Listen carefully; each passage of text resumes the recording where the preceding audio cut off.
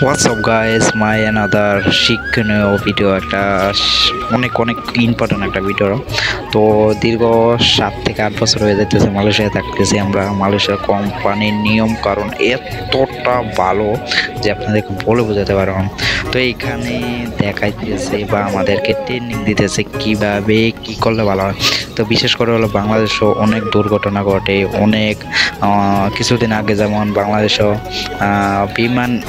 বিমান দুর্ঘটনা, আমাদের ছোট ছোট অনেক বাচ্চা মারা গিয়েছে আমাদের দেশে। তো এটা এই দুর্ঘটনা থেকে আপনারা কিভাবে বাঁচতে পারেন, কিভাবে হেল্প করতে পারেন। আগুন লাগলে বিশেষ করে হলো বাংলাদেশে অনেক আগুন লাগে, অনেক লোক মারা যায়, অনেক ব্যবসা বাণিজ্য অনেক নষ্ট হয়।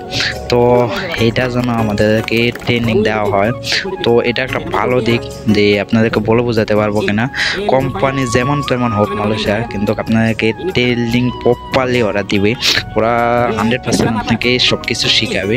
তো এখানে আমাদেরকে শিখাইতেছে, এখানকার লোকের লোককে, স্টাফ লোককে, সবাইকে, ফরেনারকে সবাইকে প্রপারলি শিখাইতেছে আপনি কিভাবে আপনি আগুন লাগলে নিভাইবেন, আগুনটা কিভাবে প্রাথমিক একটা, যদি প্রথমে যে আগুনটা ধরে ওইটা কোনো দৌড়ে বড় হয়ে যায় না।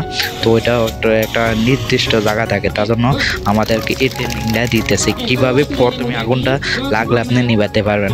তো এটা যেই কোনো লোকে পারবো, তার জন্য মেয়ে থেকে ছেলে সবাইকে ট্রেনিংটা দিতেছে কোম্পানি।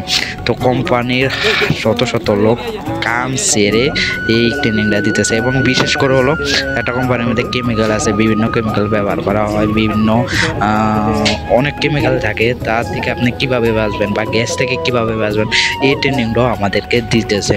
বিশেষ করে হলো বাংলাদেশেও বিভিন্ন ফ্যাক্টরি, বিভিন্ন কোম্পানির বিভিন্ন ধরনের অনেক কিছু থাকে। তো এই ট্রেনিংটা যদি বাংলাদেশেও দেয়, বাংলাদেশের কোম্পানিরাও দেয়, বাংলাদেশে বিভিন্ন সবাইকে দেয়, সবাই যদি দেয় তো হয়তো অনেক ভালো হবে। সেম টু সেম এখানকার মালয়েশিয়ার লোকের মতো সাবস্ক্রাইব করেন। আর ভিডিওটা ভালো লাগে তো একটা লাইক করে দেন। সবাই ভালো থাকুন, সুস্থ থাকবেন। খোদা হাফেজ।